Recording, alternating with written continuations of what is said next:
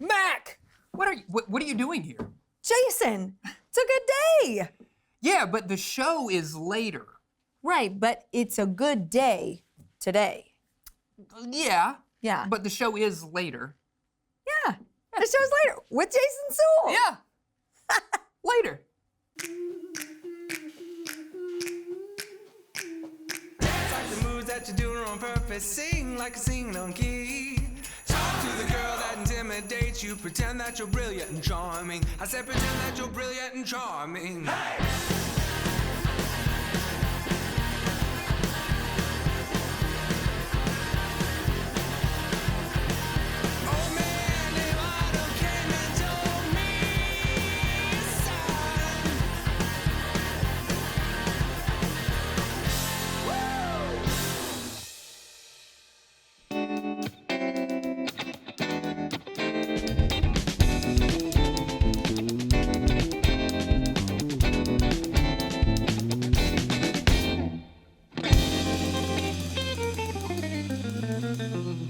Yes, everybody, welcome in Later with Jason Suel. Glad you are tuned in. Glad Mackenzie Holtzclaw is joining me. I'm tuned in. Yeah, you are tuned in.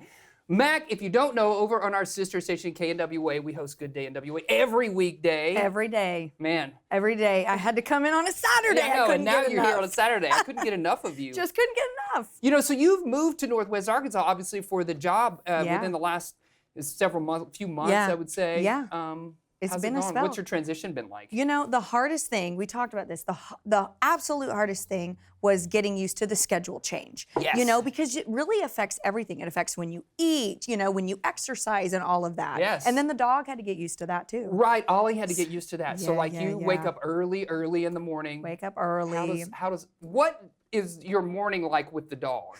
Okay, so my coffee pot goes off at like 1:32 a.m., right? Yes. Okay, and then the dog stays in bed up until I'm like, we have to get up. So I have to drag him out of bed to let him go potty Go do his thing. outside, Yep. right? And then we take him in. And here lately, I think he has been angry with me because I tell Alexa to put. Don't laugh. I tell Alexa to put calm puppy music on. Okay. I don't know if I've played it too much. He's sick of it. He's Because sick I'll of it. come home and like trash cans are turned over and I'm like, this is to prevent you from doing this. But it Yes. just feels his I've heard that rage. song so He's many like, times. I'm sick of this. Yes. So there is actually a playlist for calm puppy music? Playing calm puppy music. Yes, that's what Alexa sounds like. That's what she sounds Perfect like. impression of Alexa. Thank you. So you're sticking around. You're going to be here a whole episode long. We got a great episode lined up for you. In fact, celebrity historian Raffi Andonian is joining us because today, can you believe this? It is National Fast Food Day. Woohoo! Oh, yeah, woohoo! So we're Great going to find out holiday. what that is all about. Plus, we have the great band Pillar Reef joining us on the show. Their music video filmed right here at Fayetteville Public Television. And then Mac's going to bring some snacks. You got some food for us, right? Got some soup that turned into goop, but it's Soup that turned into goop. But it's good, though. But it's gonna be It's good good. So we're gonna keep having fun. Stick around. All of that is happening later.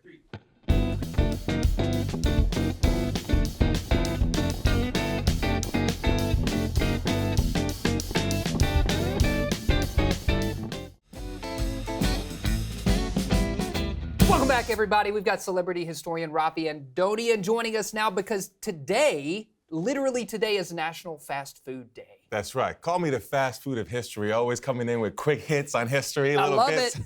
Yes. Let's go through the drive-through. What do we need to know about, Fast Food Day? And the start of it, and origins of it. Yeah, sure. You know, fast food, much like other food, reflects the culture that it's in, right? Sure. Or it kind of reflects the era. So let's go to the 1920s. What do you have happening in the 1920s? You have the popularization of cars. Think about like the Model T Ford that Of had course. come out just recently. Right. And how did the Model T get successful? In part with the assembly line, right? We all Sure. know that story.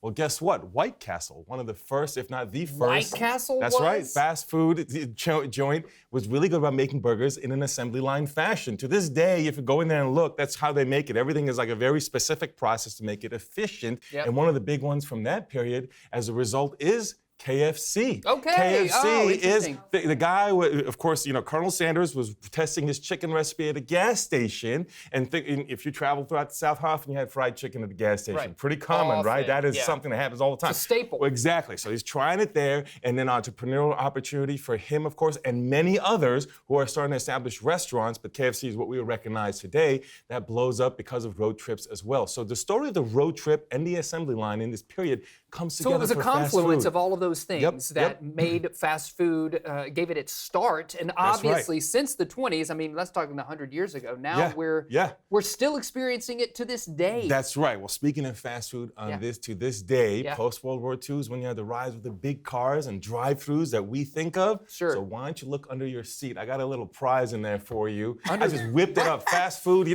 is the fastest fast food you've ever seen. How did you get this in Oh my here? God! Speaking of fast food Look at today, underneath there's you. McDonald's. So we got McDonald's and you got We gotta have Chick-fil-A. You gotta have Come on. Chick-fil-A, right. One of the ways that I think fast food is so American is it has Mac, regional favorites. catch. Yeah, let me grab one of those myself. Here. Nice catch. Love it. So one of the ways that I think fast food is so American is the regional favoritism. You go to different parts of the country. If you're in SEC country, Chick-fil-A is preferred. You go out west to where I grew up in California, In-N-Out is what they love. In-N-Out burger, You go of course, throughout the Midwest, Culver's is a big deal, right? Or White Castle as you go towards the Northeast. So different areas have different passions for these different foods. Mac, what's your favorite? I mean, we're talking about all of your snacks, but what is your favorite sort of fast food joint to check out? You know what? I have a question. Yeah. Is Chipotle considered fast food? Well, that's a good question Raffi. because they don't always have a drive-through, but they do assemble it in an assembly line. But you know, some do have a drive-through. Do so they? if they Okay. have a drive-through, is that fast food? Because if so, it's got to be Chipotle. That's that funny category, right? Fast casual is what it's known as Right. today. There's a little bit extra piece to it. We think of it a little bit different than the sort of consistency and sort of the maybe quality of fast food. Right. We think of it as maybe a little bit more premium. A little elevated. Yeah. Yes, but you know what's funny? I've read surveys in the food world where people ask, fast food consumers whether they want to change some of the ingredients and maybe make them more premium. And surveys consistently show that people do not want that because we like that category Indulgence. as well. The We indulgence, like the indulgence. guilty I wanna pleasure, right? indulge. Like candy. Do you like Yes. candy? I like candy. It's a guilty pleasure. I want it to be guilty. I don't want it to be nice. If I want something nice, I'll go somewhere else. Yes. You're right, yeah. What's your go-to fast food I'm joint? originally from California, so my favorite is In-N-Out. Sorry to all the Whataburger people out there who might be from Texas. Is there a rivalry, something? about that? Absolutely, because in Okay. Texas, Really? back to our regionalism thing, Whataburger is not found all over the country. Right. Neither is In-N-Out all over the country. So you have this sort of rivalry, especially Texas and California being big states, Sure. So there's that rivalry going on. But if you're gonna ask me sort of for one that's massively available, I actually like McDonald's. There's nothing like the Big Mac. See, I'm one of those people. Yeah. I like to eat healthy generally, but you know what? A Big Mac, I want it exactly the way it is. I think it's a great combination of different Do you things. think it's something about like knowing what you're Yes. ordering? It is. Consistency matters. And actually, it makes sense. We look down on consistency sometimes today because we say we want everything to be different and fresh and this and that. Spontaneous, make it Right. fresh. Make it. However, think about the period in which these things came up. If you're going out on a road trip or traveling far away to a place you don't know, you don't have the same resources that you have today, Right. you're going to want to know that, am I going to get what I expect in the Right. future there? Is it going to be clean, reliable? You see what I'm saying? And Yeah. to this day, I have some friends, for example, who if they want to go on a road trip and they want to have a clean bathroom for their kids, for example, they might go to a fast food joint because they don't trust a gas station. So consistency goes beyond just the product. It goes into the whole environment. The You whole want to know what you presentation. expect when you're going out into a new area that you don't know anything about Absolutely. But what about you, Jason? Where are you stopping? So we have made it a tradition when we go on a road trip that we stop at Popeyes. At some point, we'll stop at Popeyes chicken and get the spicy chicken yet. sandwich. Another one that starts out of the South in Louisiana. So there you go with the fried chicken and out the of the South. flavors of Yep, that, I think the it kind of flavors, makes us yep. feel like home. Like this summer, we went to Minnesota, and at some point along the trip, of course, we had to stop in at a Popeyes on the journey there. yeah. So, And I love the examples you guys bring up, and we're talking about being in the car, because of course, fast food, the way we think of it, like McDonald's and Taco Bell and other places, have spread all over the world now. Yeah. And yet, despite the fact that those brands have spread all over the world, they don't treat them the same way we do. You don't have the drive-thrus nearly to the same extent, if at all, depending on the country, and you're not necessarily eating on the go. It's another way it's American for us, the way we interpret our fast food, Sure. is we're eating on the go, right? That's much less less the case, say, if you go to Europe, you're supposed to sit down. And even when I go to a fast food joint in Europe, you actually go in and sit down. And it's seen more as like a premium place, if you will. And you can even get beer and hang out, which is very different than how we treat it. So it's not necessarily just about the product, right? And but the brands grow over time and they manifest differently internationally. So it's interesting that you bring this up. But kind of the last point I want to make here is Slim Chickens. Shout out to Slim Chickens, which was brought up right here in Fayetteville. Fayetteville-based national and now international food chain. We just a couple of summers ago took a trip over to England and Wales, and right there in Cardiff, in the mall, is what you're describing. It was a sit-down Slim Chickens experience. I love it. And that place has just kind of blown up, taken over, and I love that for them. That's right. That's right. It's a really great example of how these brands and foods can adapt across the world. And fast foods influence across the world, even if it is being consumed in different ways in its local region areas. I love that. So grab yourself a Big Mac or whatever you like to eat on National Fast Food Day and beyond, because we all love that indulgence, just like Raffi said. Raffi, thanks for joining us as always. Cheers. Yeah. Stick around. We got more happening later.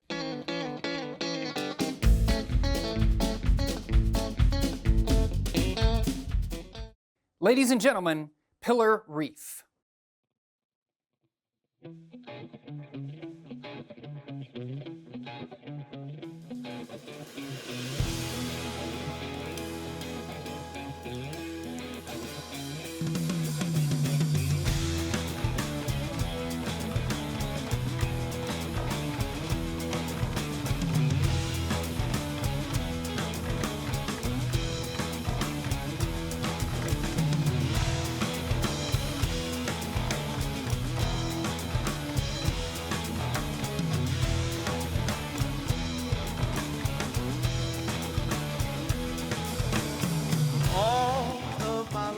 I've been going slowly.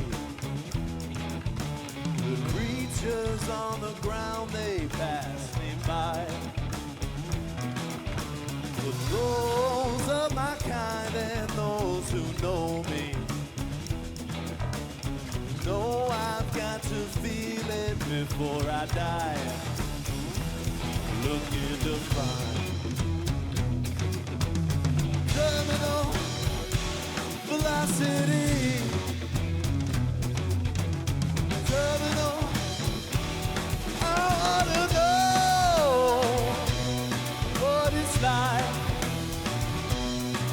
to feel the wind rush past you. I wanna see how it feels to reach terminal velocity.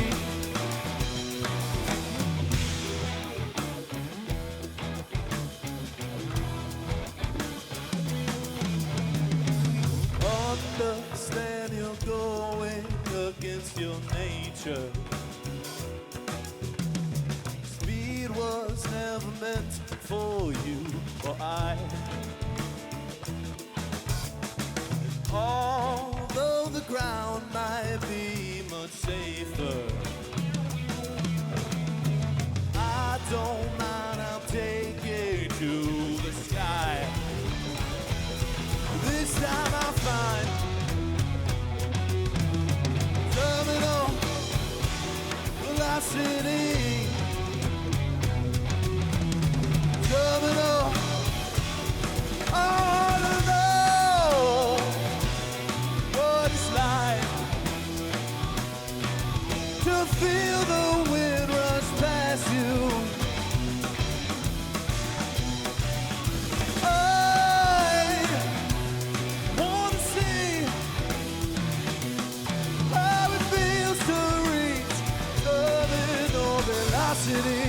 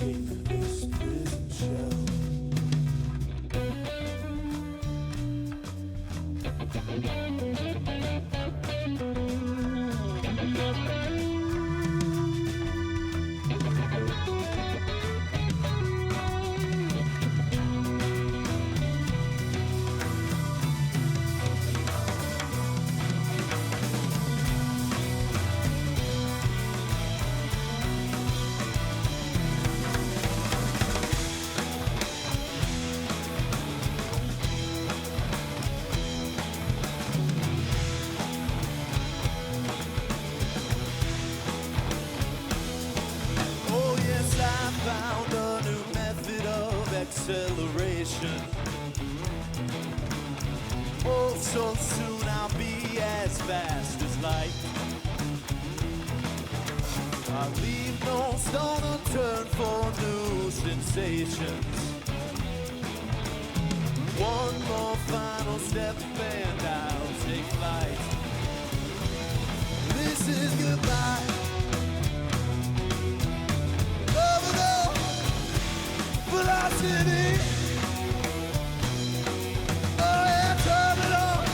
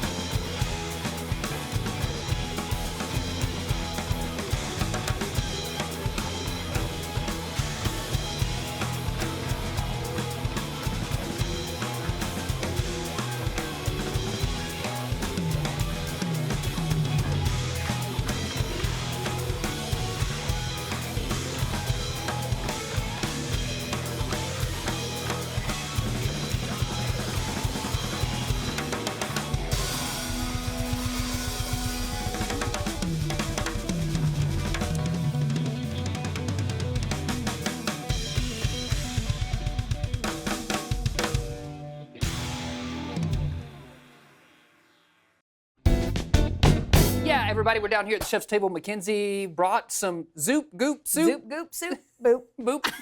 That's what it is. Yeah, so this is a recipe I saw online and it looked really good, so Yeah. I gave it a go. Yeah. So basically all it is, it's called a lasagna soup, Oh, okay? you gotta and- pronounce it like that. Yes, lasagna. Yeah. And so it is, so what I done was chopped up some celery and some carrots and an onion. Yes. Okay, and then you brought the leftovers to and then I brought display the here. leftovers to display here. Yeah. And then sauteed those. Got some Italian sausage, Okay. sauteed that in there.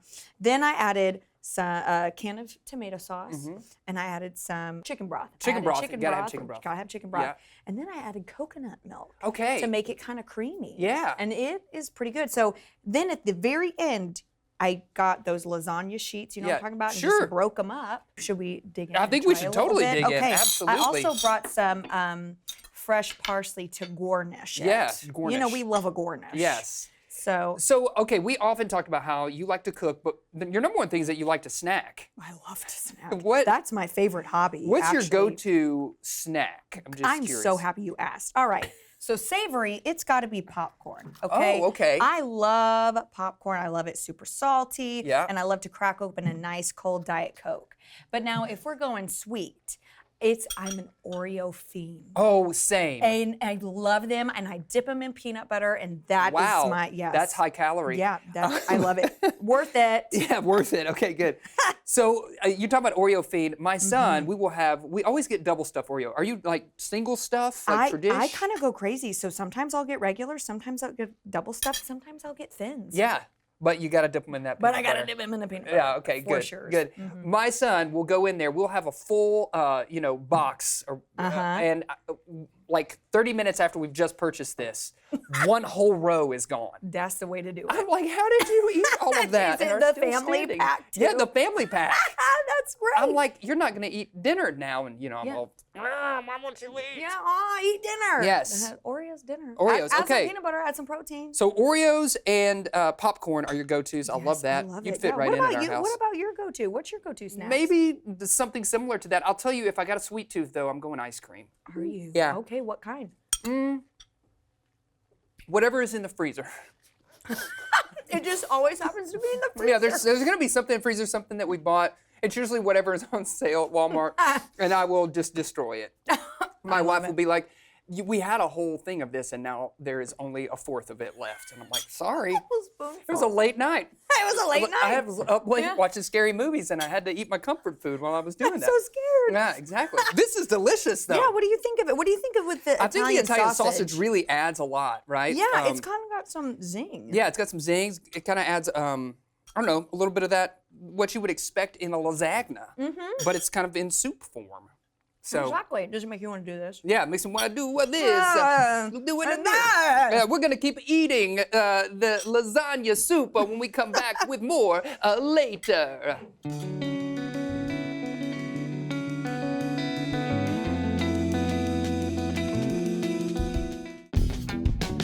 Thanks for tuning in, everybody. Remember, you can find us out there on your social media platforms. You can send us an email over at laterwithjasonsuel.com. Before we get out of here, we got to thank all of our great guests, including the one and only celebrity historian, Raffi Andonian. Yeah, and Pillar Reef, because that music video was that slapped. That slapped. That was a great music video. And of course, thanks to Mac for joining us for And the food thanks to me. and for the entertainment. Absolutely, yes. That's our show. We'll see you later, alligator.